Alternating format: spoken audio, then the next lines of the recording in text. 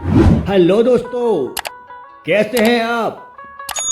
आशा करता हूं कि आप अपने घर पर अपने परिवार के साथ सही होंगे, स्वस्थ होंगे, खुश होंगे, खुशहाल होंगे।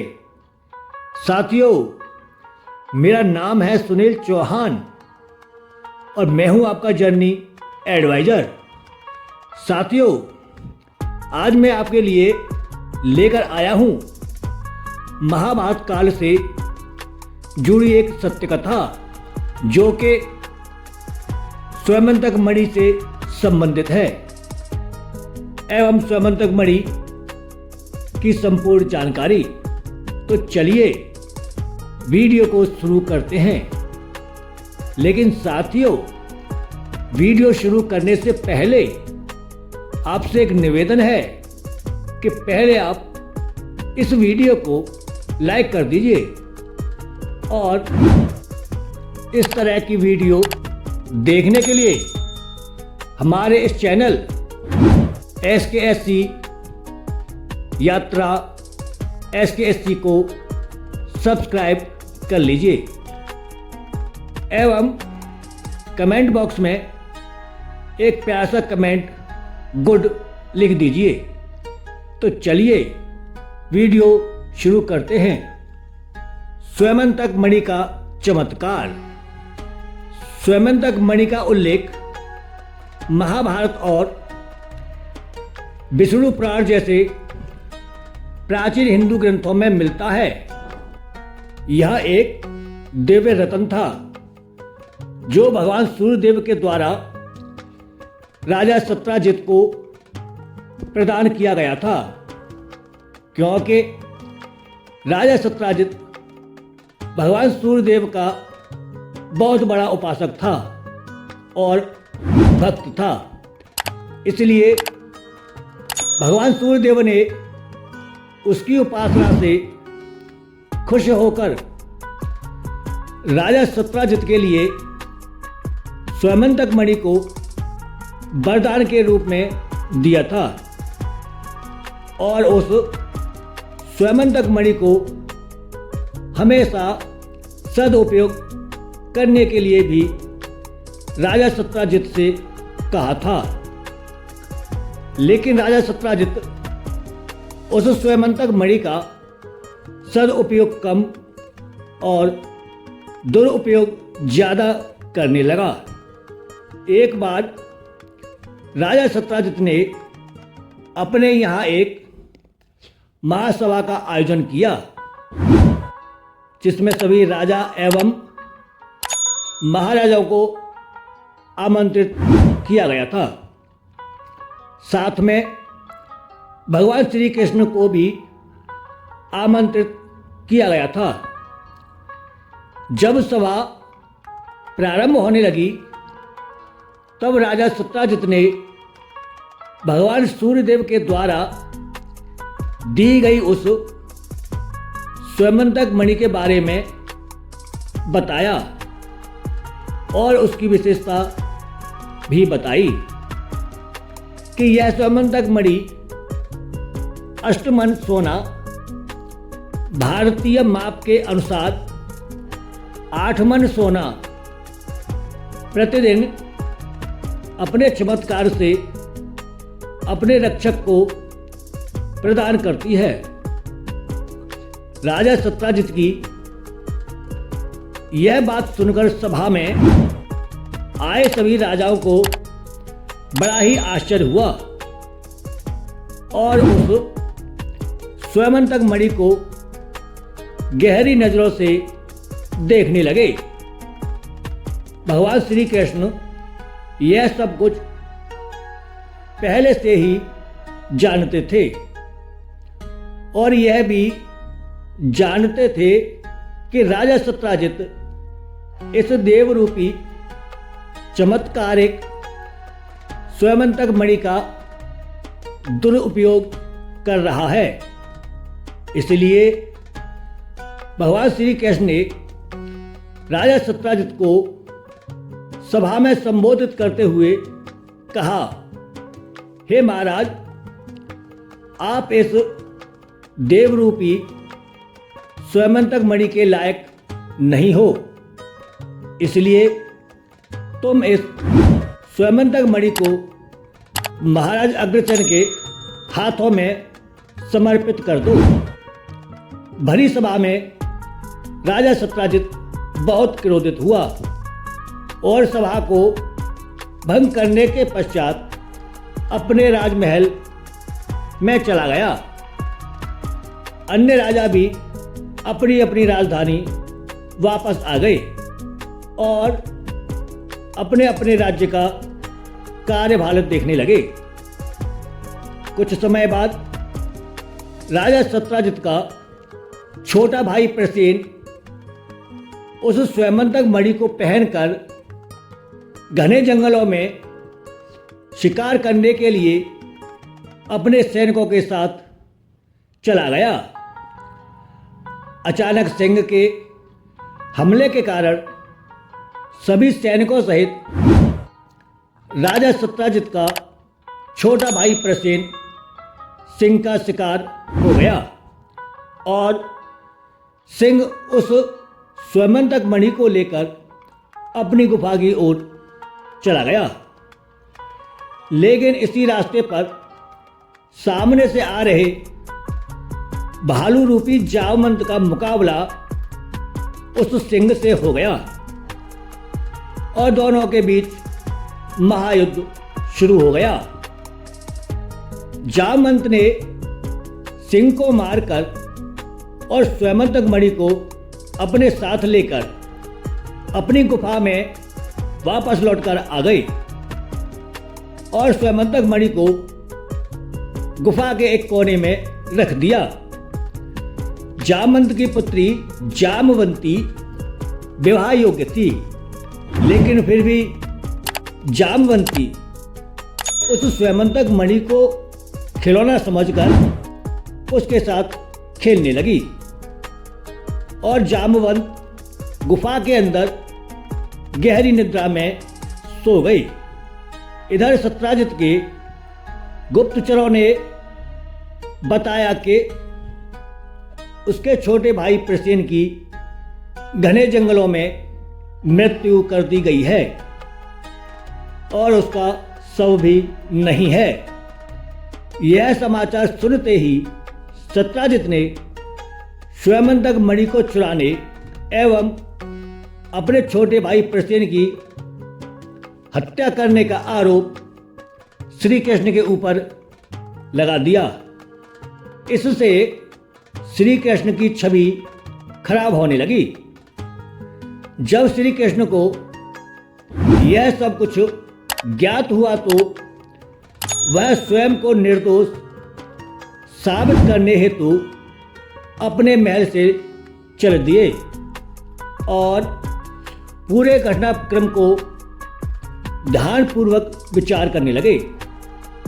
घटनाक्रम के अनुसार श्री कृष्ण सत्राजित के महल से घोड़ों के पैरों के निशानों को देखते हुए घने जंगलों में पहुंच गए। घोड़ों के पैरों के निशान समाप्त होने पर भगवान श्री कृष्ण सिंह के पैरों के निशानों के ऊपर चलना शुरू कर दिया।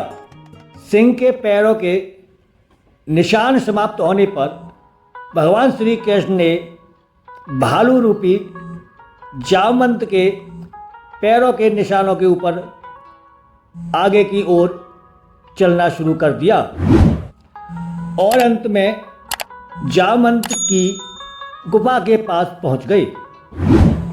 भगवान श्री कृष्ण ने गुफा के मुख को खोलकर गुफा के अंदर प्रवेश किया। अंदर जाकर देखा तो भगवान श्री कृष्ण इस दृश्य को देखकर अचंभित रह गए, क्योंकि उस स्वयंतक मणि के साथ विवाह योग्य एक सुंदर कन्या उसे खिलौना समझकर उस स्वयंतक मणि के साथ बड़े ही प्यार से खेल रही है और बराबर में कोई कपड़ा ओढ़कर सो रहा है। जब भगवान श्री कृष्ण ने जामवंती से उस स्वयंवंतक मणि को वापस देने के लिए कहा तो जामवंती ने उसे अपना खिलौना कहकर देने से मना कर दिया। इस दौरान दोनों के बीच शोर की आवाज़ को सुनकर जामवंत अपनी निद्रा से जागृत हो गई। अब उस देवरूपी स्वयंवंतक मणि के कारण भगवान श्री कृष्ण और जामवंत में घनघोर मल्ल युद्ध होने लगा। यह मल्ल युद्ध 21 दिनों तक लगातार दिन रात चलता रहा। न तो श्री कृष्ण ही जामवंत को पराजित कर सके और न जामवंत ही श्री कृष्ण को पराजित कर सके। अब जामवंत को ज्ञान हो गया कि जिनके साथ वह मल्ल युद्ध कर रहे हैं वह त्रेता युग के भगवान श्री राम हैं। अतः जामवंत ने श्री कृष्ण के समक्ष स्वयं को समर्पण कर दिया और निवेदन पूर्वक इस रहस्य को जानने की इच्छा व्यक्त की। श्री कृष्ण ने जामवंत के भक्तिभाव को देखते हुए श्री कृष्ण ने जामवंत को पूरी सच्चाई से अवगत कराया।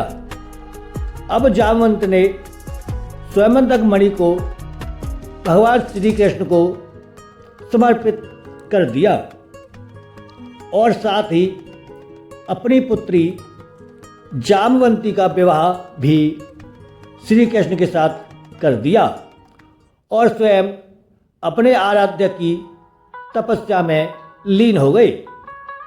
भगवान श्री कृष्ण स्वयंवंतक मणि और अपनी पत्नी जामवंती को लेकर अपने महल द्वारका में आ गए। अब श्री कृष्ण ने राजा सत्राजित को समस्त घटना से अवगत कराया और स्वयंवंतक मणि राजा सत्राजित को समर्पित करके स्वयं को निर्दोष साबित किया। अब राजा सत्राजित को बहुत अफसोस हुआ। अब राजा सत्राजित ने भगवान श्री कृष्ण के समक्ष क्षमा मांगने का प्रस्ताव रखा और साथ ही अपनी पुत्री सत्यभामा का विवाह भगवान श्री कृष्ण के साथ करने का निश्चय किया। सत्राजित ने अपनी पुत्री सत्यभामा का विवाह भगवान श्री कृष्ण के साथ कर दिया और भेंट स्वरूप स्वयंवंतक मणि को भी श्री कृष्ण के लिए अर्पण कर दिया। लेकिन भगवान श्री कृष्ण ने स्वयंवंतक मणि को लेने से इनकार कर दिया और कहा यह स्वयंवंतक मणि राजा सत्राजित के पास ही रहेगी और राजा सत्राजित हमेशा इस स्वयंवंतक मणि का सदुपयोग करेंगे। यह सब कहकर श्री कृष्ण अपनी पत्नी सत्यभामा को लेकर अपने नगर द्वारका चले गए। कुछ समय बाद शतधन्वा नामक व्यक्ति ने स्वयंवंतक मणि को पाने के लिए राजा सत्राजित की हत्या कर दी और शतधन्वा स्वयंवंतक मणि को लेकर भागने का प्रयास करने लगा। लेकिन श्री कृष्ण और बलराम ने उसका पीछा किया। अंततः उन्होंने शतधन्वा को मार डाला, परंतु स्वयंवंतक मणि शतधन्वा के पास नहीं थी, क्योंकि शतधन्वा ने स्वयंवंतक मणि को अक्रूर जी के पास छिपाकर रख दिया था। काफ़ी समय बाद अक्रूर जी ने स्वयंवंतक मणि को अपने पास रखने का भगवान श्री कृष्ण को कारण बताया और भगवान श्री कृष्ण को सारी सच्चाई से अवगत कराया। हालांकि सच्चाई जानने के बाद भगवान श्री कृष्ण ने अक्रूर जी को माफ कर दिया और स्वयंवंतक मणि को भी अक्रूर जी के पास ही रहने दिया, जिससे राज्य में शांति और समृद्धि बनी रही। अब अक्रूर जी श्री कृष्ण के कहने के अनुसार स्वयंवंतक मणि का सदुपयोग करने लगे और राज्य में खुशहाली लाने के लिए निरंतर कार्य करने लगे एवं श्री कृष्ण अपने नगर द्वारका वापस आ गए।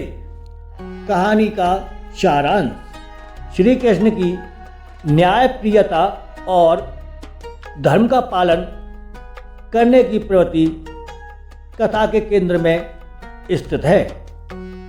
यह कथा धार्मिकता, सत्य और न्याय की शक्ति का संदेश देती है। लालच और छल के कारण होने वाले संघर्ष और उसके भयंकर परिणाम को दर्शाती है। विशेष अनुरोध: मेरे प्यारे साथियों, अगर आपको वीडियो के रूप में इस कहानी के द्वारा दी गई जानकारी